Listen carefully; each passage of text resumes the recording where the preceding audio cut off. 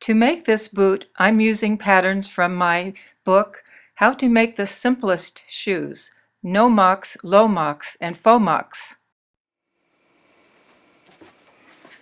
I've cut out the heel section of the shoe using a rotary cutter, and I'm going to do the same with this part, the vamp, except I'm not going to do this part with a rotary cutter. I'm just not that sure that I can make all those curves, but I'll cut around this part, no problem. So then I'll have my two major components for making the shoe cut out.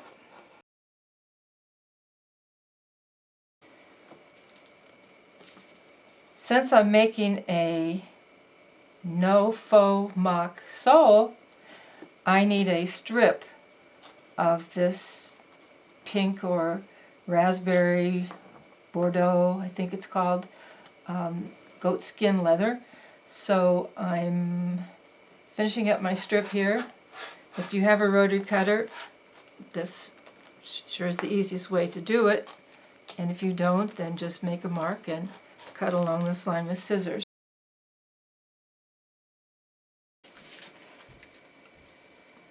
I've marked off here every 3/8 inch with a tape measure, and I've made a mark with this silver pen so that I'll have stitches then every 3/8 of an inch. And for this size 9 sole, I need 68 stitching holes. So sometimes it works out that it's exactly 68 turn up when you get to the end here. Sometimes it doesn't. You might be off 1 or even 2 because this sometimes stretches more or less. So sometimes you need to change 3 stitches into 2 stitches or 2 stitches into 3 stitches. So I've got this place here where I haven't punched yet, and I think I am going to need to reduce the number of stitches that I have a little bit. Let me get this on around here. So I've got the cement on the bottom of the sole.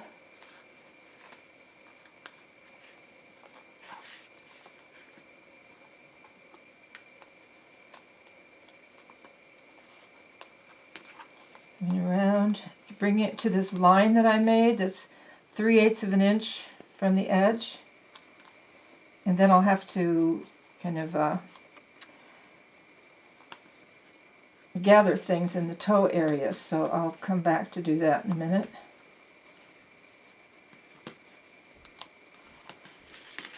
So take something sharp and bring this down to the line. So it kind of gathers here.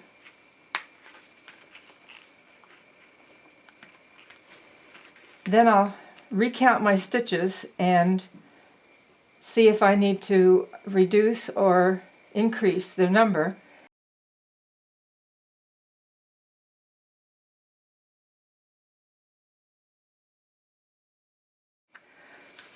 I've drawn a line with the compass to tell me where to put my stitches, and then I'm going to use this thonging chisel that makes a stitch every 1/4 of an inch and go along this line and punch.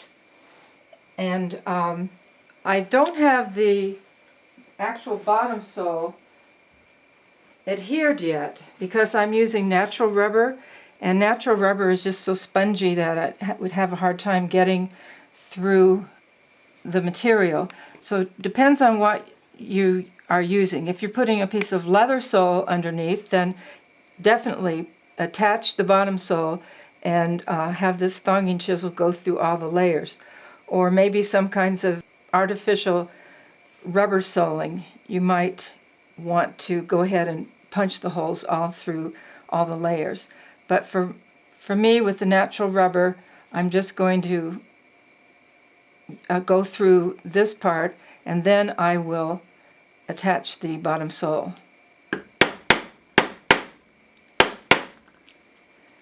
And you know, as you go along here, you put the first prong into the last prong hole that you made, so you make these stitches that are 1/4 of an inch apart.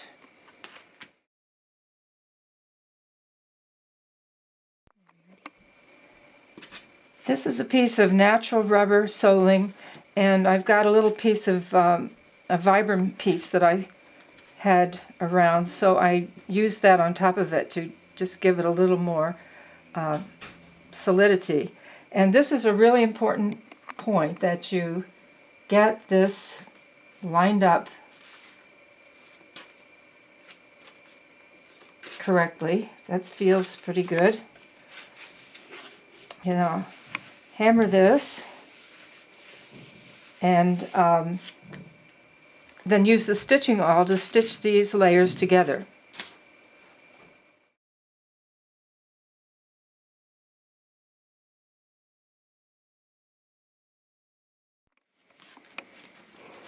So I have half of my thread on the back side, which acts as a bobbin thread, and half on the top. And so each time that I go down, I use my index fingers, push, pull back, and there's a groove in one side of this needle, and this is waxy thread, so when I pull back with this thumb,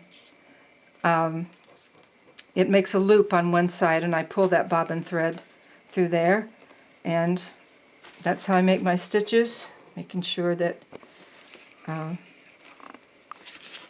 they're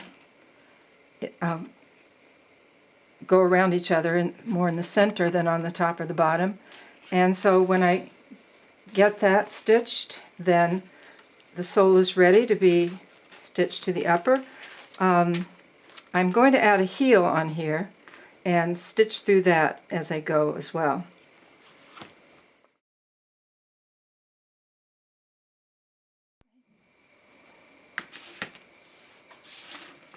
To reinforce this shoe, there's 3 different kinds of extra pieces that you can add to it. One is to make it a little more, have more support at the heel. You can add this piece, and it's also an opportunity to do something decorative. I've got my little hole there, but I don't think that little purple there is going to be too exciting. So then when my contact cement is dry, I go around here with my wing divider and make a line, and then use my three-prong punch, my thonging chisel, and go along here and punch it out. Punch these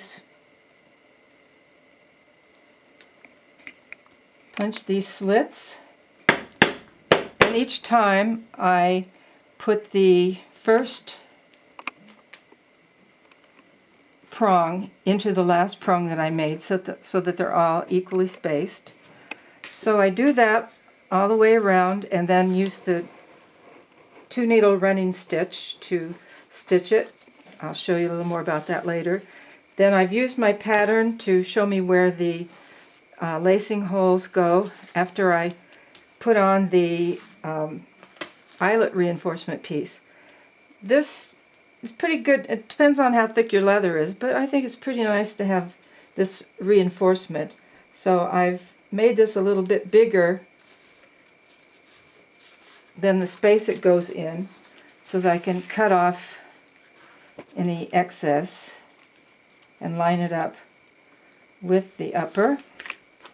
And then I'll have to punch my lacing holes through the lining too.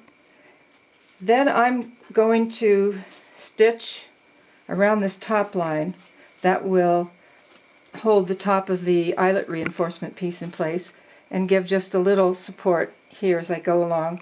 I would use the same technique of making a line with the wing divider and then using the thonging chisel to make the holes, but I'm sewing this part by machine.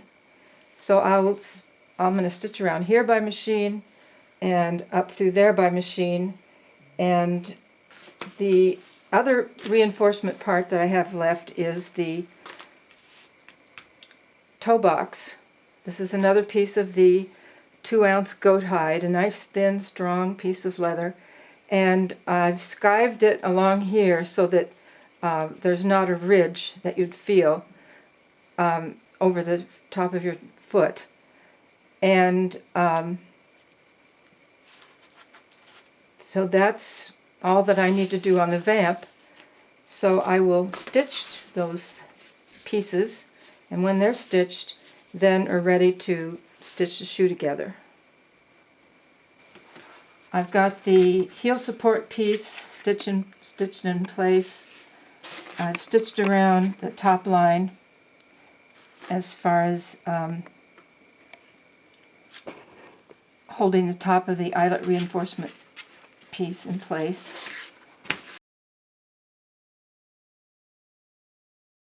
And now I'm just going to, and you see that I've got the stitching marks transferred from the pattern onto the vamp, and I'll do the same with the heel section and punch out all those holes. I drew a line on that I saw on my pattern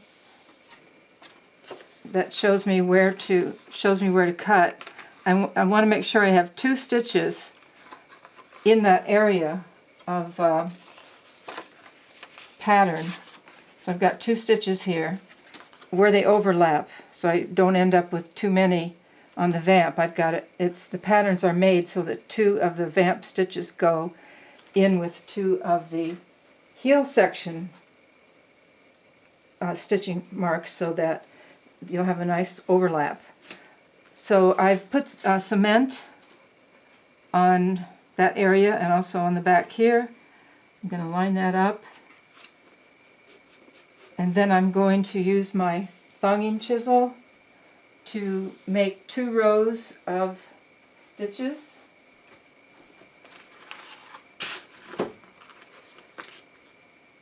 I'm going to use my thonging chisel to make 2 rows of slits here that will be where the shoe will be stitched together.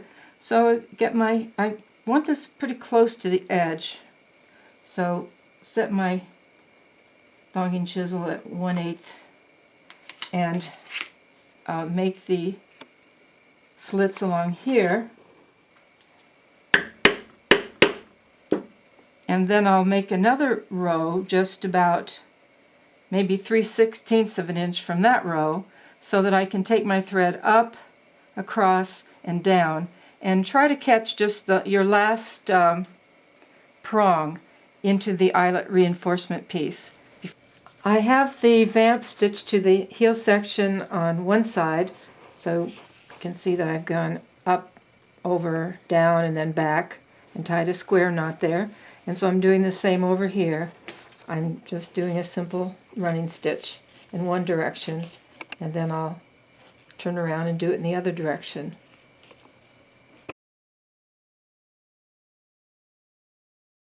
Okay. So I have stitched the sole together and have this little edge sticking up from it. I'd say it's about more like 3/8 of an inch maybe. I want to mention that some leathers like this one shows white when you cut through it, so I have some eco dye that I'm going to use to dye the top edge of it, and I just use a little Q-tip, and that's all you need to make that edge look a little more attractive.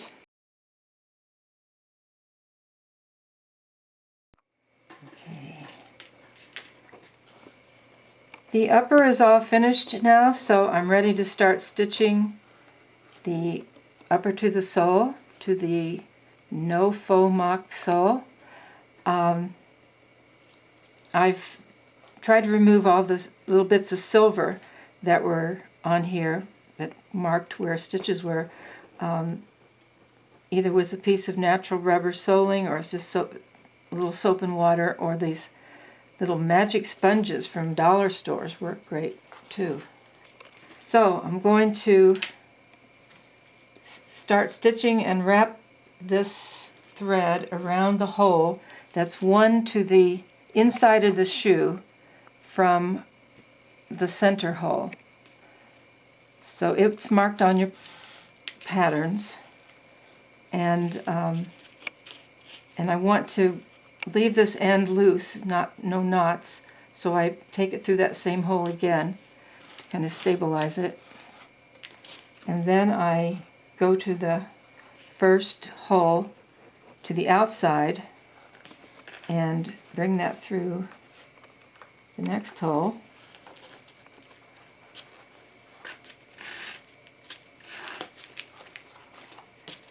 And this is the tuck. We're tucking the upper inside of the sole edge.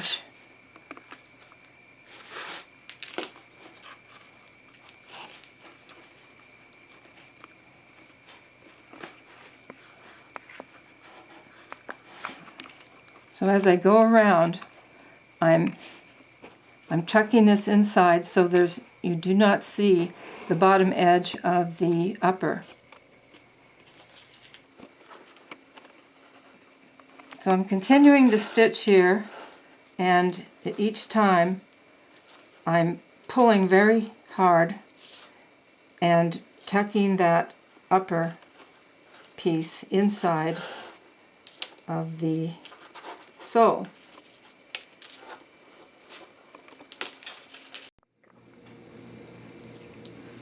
When stitching the shoe upper to the sole edge in the toe area, I wet this quite a bit. I sprayed it, and when it gets soft, then it's time that I can gather it in this area.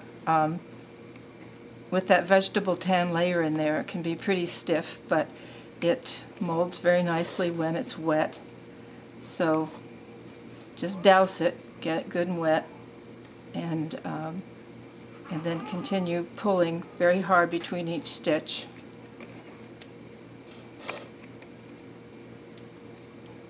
And when it all dries, you'll have a nice toe box. And here I am back at the heel, ready to join these threads and finish this shoe.